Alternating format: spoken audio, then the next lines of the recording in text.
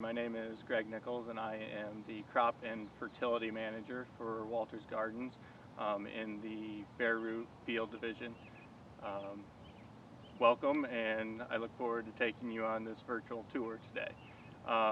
Just want to start out by kind of talking about the field in general. We've got about 1,500 acres of land that we farm. About 600 of that is in perennial production on an annual basis, with about 150 to 200 acres being planted with general perennials in a given year, and 75 acres being planted with Himmercalis and hosta. Some of our crops, most of our general perennial crops, are a 1-year production cycle. Some of them are a 1.5-year production cycle, and the daylilies and the hostas, they are a 2.5-year production cycle predominantly. So that's really simplifying when I talk about general perennials. We've got a lot of varieties, but I tend to lump all of our varieties into those main 2 categories. And then within the general perennials, we've got the baptisias and the other 1.5-year crops, and then we have the hibiscus. The hibiscus, we plant about 30 to 45 acres in a given year. So that being said, I'm just going to try to take us through the year. So pretty much January through March, we're doing a lot of planning and a lot of maintenance. Towards the tail end of March, we start our planting season. We start with planting some of our bare root items, liatris, where we're planting a dormant rootstock, and we start planting there in March, and we plant very heavily all the way through the 4th of July, and generally try to wrap up most of our planting by the 4th of July. So talking about planting, we have custom built in-house planters. The planters, we plant on 2 spacings. We plant on a 21-inch row spacing, which gives us 6 rows in a bed, all spaced at 21 inches.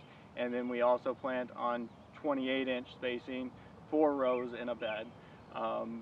Predominantly, we plant our daylilies, our hibiscus, and our baptisia on the 28-inch spacing, and most other crops are on the 21-inch spacing. We've got 5 of the customized planter units, and essentially they look like a box going through the field. They are self-propelled and they are self-driven with a GPS system. So within the 21-row planter, we have planter units, and there are 6 individuals that are actually seated with the planter units, and they are putting the plants in the pocket. And then there is a leader of that group that is supplying the plants as well as running the GPS unit and turning the planters around on the end. And then we always have 1 or 2 guys that are following the planters, just making sure that everything's set right and that we don't have any misses. We're trying to get that count as perfect as possible the day we plant it, and that the plants are put in the ground correctly. So then after that, of course, we're growing the plants. We very much have a IPM approach to our growing from a plant health standpoint. We do a lot of preventative treatments, making sure that we're keeping pest and disease in control. That being said, we always have something new, something different that pops up each year that we've got to work through and figure out.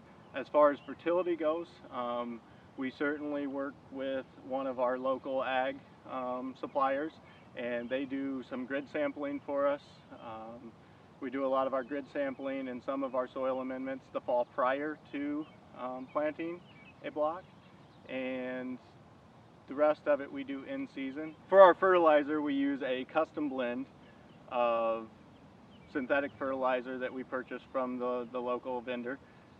And we base that off of the grid samples that we do in the fall, as well as in-season soil samples that we're taking throughout the year.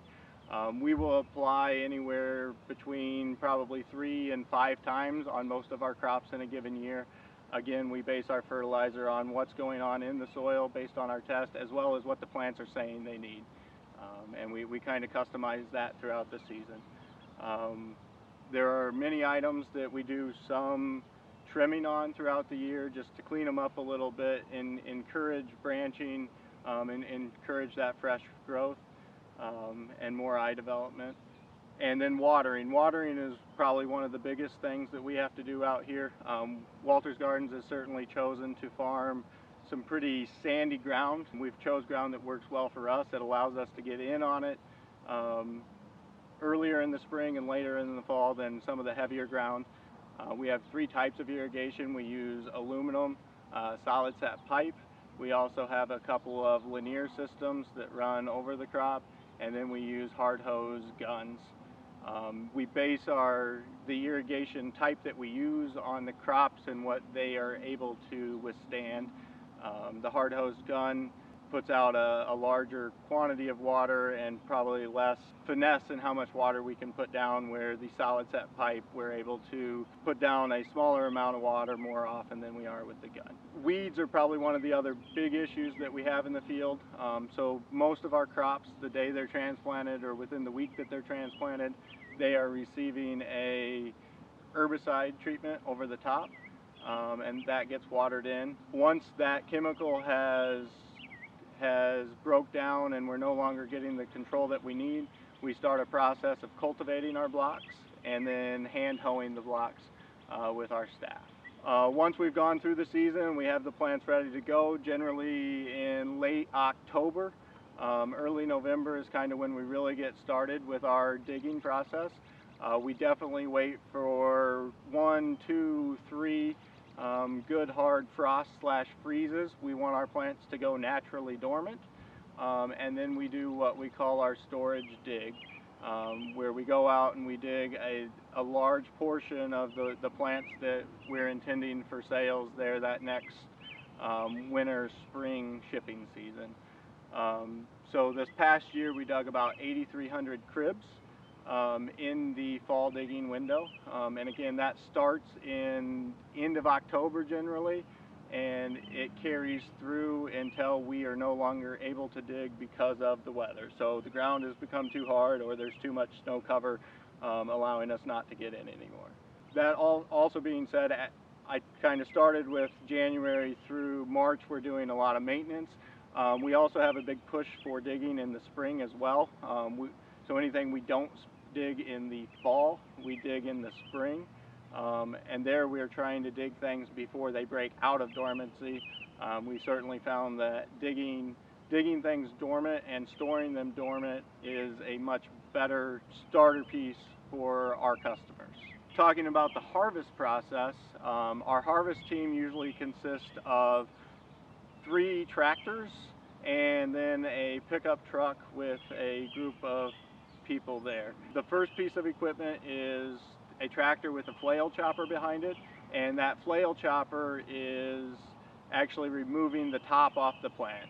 We're basically trimming that plant down to soil level or a specified amount above soil level. So the flail chopper goes through and takes the top off, and then we have the advanced digger that comes through, and the advanced digger is actually lifting that product out of the ground and shaking as much of the soil and everything else out of the roots. That advanced digger then is making a furrow, and it's placing the plant back in the furrow. Depending on what plant it is and what the soil conditions are, sometimes we will run that advanced digger through the same product multiple times, just trying to condition that product. The more we can condition that product in the field, the better off we are later and through the production cycle of boxing and shipping that product. The third piece of equipment is our harvester, and the harvester looks very much like the advanced digger. However, it is going through and just picking that product up out of the furrow, and then it is delivering it to crates. The harvester has an 8-place trailer sitting behind it, and we carry 8 crates at a time there, and we fill those to the top.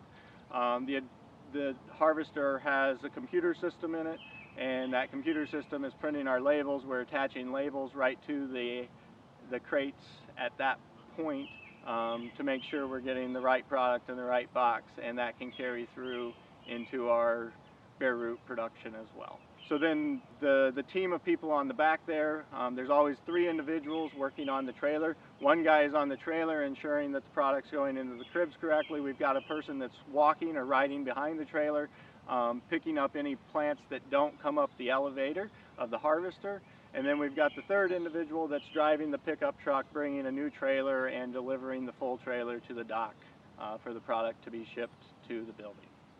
Thank you for joining us today on our virtual tour of the field. I hope that you have learned something or discovered something that maybe you didn't know about our processes.